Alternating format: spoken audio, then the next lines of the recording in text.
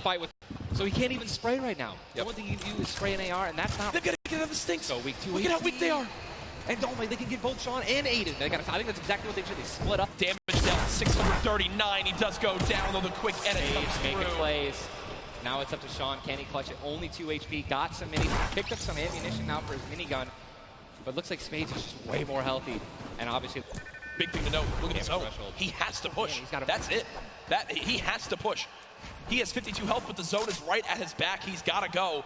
Don't even worry about Storm Surge. They're 446 above as well. Has a shot that's going to be taken down. I mean, that's just aggressive, it appears. Yes. If you remember the famous moment, I think for me, arguably one of the most famous moments in Fortnite competitive history was the Nick Merckx and Aiden duo, where they made it into the big bonus about a year ago. Oh my God. And a crowd popped off. Well, they're always scrappy getting into eliminations. Here, the stat popped up for a second. Aiden and Sean had done 680 damage in the game. Potential fights. Here's Sizlucky and Brush, who we saw earlier on in the last game at Fatal Fields, struggle to stay alive. Now in another tough spot as they're both low on shields and low on health. Decent rotation items, 2 shadows and a launch pad. Again, I always want to keep stressing that because if you guys have some launch pads, even one shadow can get you into another zone. Right? Yep. Which is going to hopefully get you those placement pointers you need, or even put you in a position to get some eliminations. But yeah, as you said with Aiden, we mentioned earlier, are people going to change how they're going to play, right? Are they going to do anything different here in the World Cup? And guess what? I'm pretty sure we can say that Aiden's squad is not doing anything different. They're being incredibly aggressive. They're putting the damage down. And unfortunately, there were just too many players who took advantage that they were weak. And that was the top 5 leading into this game. You see it updated again right there on your screen of where the leaderboard is at the moment. Mitro and Mongrel staying alive, in a great spot, holding this pyramid edit. And for people at home who might not know, he's not exposed right there, right, Ninja? He's peeking through his build. Correct. As you guys are peeking through a pyramid, you hit edit on it, you cannot be seen, right? And you can also see through it. It's a very amazing feature. Fortnite Battle Royale.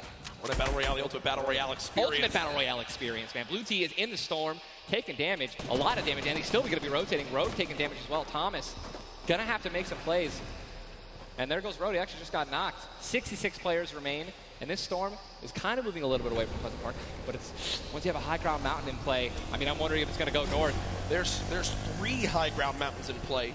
And really mixes it up late game. A drone ship that people can wind up going on top of. And those are brilliant to use. Oh, absolutely. If you guys can get up on top of those, that's ultimate high ground on the map without having to place any mats. Yep. It's incredible. You can't get sniped from above, and you can deal as much damage as you want. Also, it's incredibly difficult to shoot players that are up there. 100%. But it's important to know that after the 5th circle closes in, those air vents will stop working. So if you don't have any rotation to get down, glide or redeploy, anything like that, yikes. That's a massive yikes. So you have to pray that someone puts a launch pad down underneath it somehow. Yep.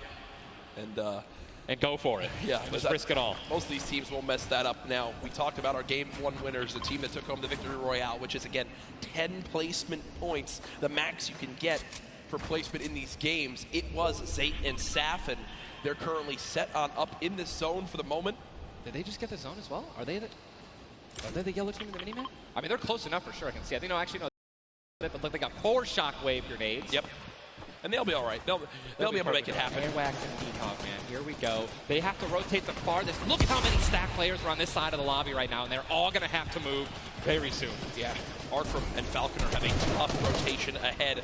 Slacks and Keys. Watch them fight a little bit earlier on against Landjock and Punisher. Those heals till his teammate comes in. Yep. No, he missed one. Did miss. No, teammate's full. Teammate's full. Don't worry. It doesn't matter. Geez. Teammate's full. I was playing with Myth the other day, and he was using a lot of chug splashes without me, so I'm really sensitive on it. We'll let you and Myth handle that one. As again, it seems like some tension there, but we continue to move on in this fight. This is game 2 of 6, folks. The matches will be going on throughout the day. 62 players left in this one, 35 duos. Yes. If you get the zone on you, you begin to just build on up and get that height so you can sniper. And Ninja called it. The man knows. They see one. And no! You guys saw the pyramid. This is exactly what Jack talked about earlier. You need 2 walls, 2 layers protecting you from one of those walls so that double sniper will not take you down. But they've got the tools, the key to open all doors, as I put it.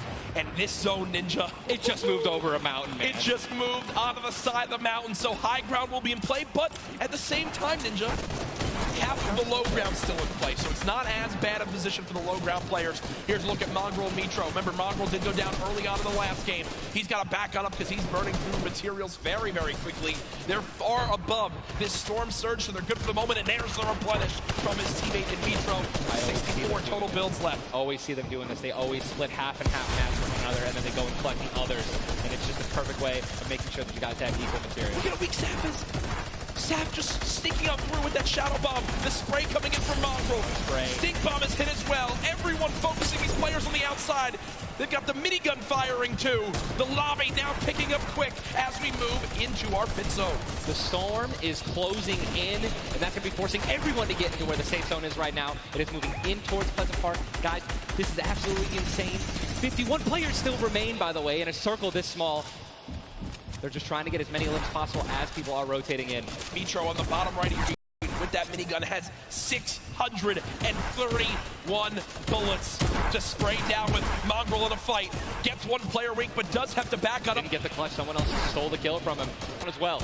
And you see Cease in the elimination feed. Does look like, remember early on, Elevate did go down. There's loot that's so delicious. They go for it. Sap, do they do it? Do you go for it? There's a launch pad there and so many materials. This is game-changing loot right now. They've got the builds to go for it if they want. They're going to do it. They're going to make the play. A gold combat shotgun too, man. Zayt and Sap uncontested. That's one of those risk versus reward plays that can help set them up for 2 victories.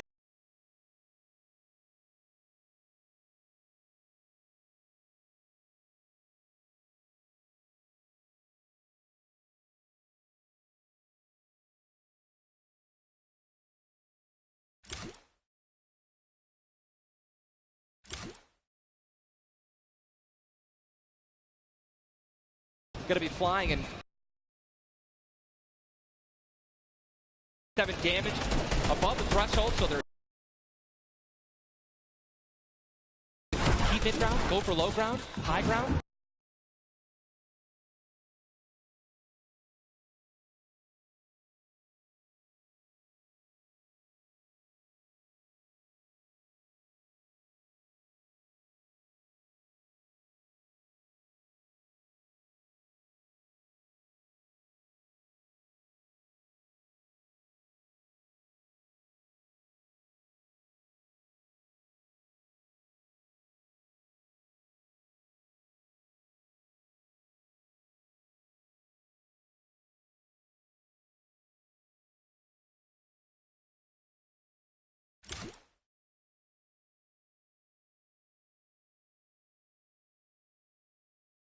AR shots, someone suddenly taking the high. Unfold, man. Many more duos remain. Zayt with another elimination right there on a KBB. You've got Snappy and Red Rush on the high ground, and Sap over the play. The high ground. Goes to the high ground. Take, will he get it? He's gonna get it. He has it. Zayt's got high ground. Zayt has high ground as they go to try to push for 2 victory royales in a row. Sap is there as well, but Snappy just appeared right behind Sap and shotgunned him down right there. Zayt right now is gonna have to concede to the high ground, giving it to Snappy. And he's just going to have to stay alive as long as possible, try to get some placement points. He is obviously a talented player, top player. He can definitely make something happen, and I'm interested to see what he's going to do. Cease has been by himself since the first moment of this game when Elevate went down at 98 players remaining, and he's somehow still alive. There goes Mega. You've got Darox and Item on the low ground. Vorwin getting chopped down as well. Zayt with about 100 HP. Uh-oh. Here comes Vinny and Zexro. They're trying to challenge for the high ground. Keys right now being held in the storm with 5 limbs. He's going to be eliminated from the back. Zayt taken down as well. Snappy still with the high ground. Zex and Vinny and TSM crew looking good, and they're going to take it. They just took high ground. Snappy gave it to him. And they just got the high ground. Great use of the shockwave as well. Vinny as well on hype for the moment. 5 eliminations so far. They're putting their names in the hat for potential victory royale in this game. They go down, right? They want those limbs. Vorwin now with eliminations back to back. 4 players left in this one. Zexro and Vinny spraying from the high ground. It's a 2 versus 1. The player right on the edge of the zone. The shockwave into the air. And he's going to drop on down to hype for the moment. The spray coming on in. It's not enough. Zexro and Vinny. TSM takes game 2 with style. both alive. You love to see it. The victory royale and 7 eliminations. Look at that. Vinny's hyped, and Zexro looks like he was stunned. They forgot his fries on a fast food order. Why am I thinking about food? Oh my, you know, Jack, it's pretty expected at this point. But God, it's on brand. 2 NA teams have taken game 1 and game 2, and honestly, I think that we can all say that the teams hyped up the most have been easy. Guess what? Mongrel and Mitro, man, they've also been performing well. They still have so many points from eliminations. Yep. Oh man, what a great shotgun shot. They were perfectly in sync. They're even jumping and shotgunning at the same time. Vinny, pop off, man. You love the pop off. So hyped. Zexro's about to start cranking 90s or default dancing in the lobby. Like he's trying to talk about literally what are they going to do in the next game. Yeah. Like that's what that focus is. That reminds me, I've been in this situation before. He grabbed his hand and took it for himself, man. That's a top teammate, man. Great synergy. What a start to today's competition. The energy in here is insane. I am looking around and there are thousands and thousands of people filling up the Arthur Ashe Stadium live from New York City. Again, my name Jack Courage Dunlop, joined by Tyler Ninja Blevins for what is the first ever Fortnite World Cup Finals.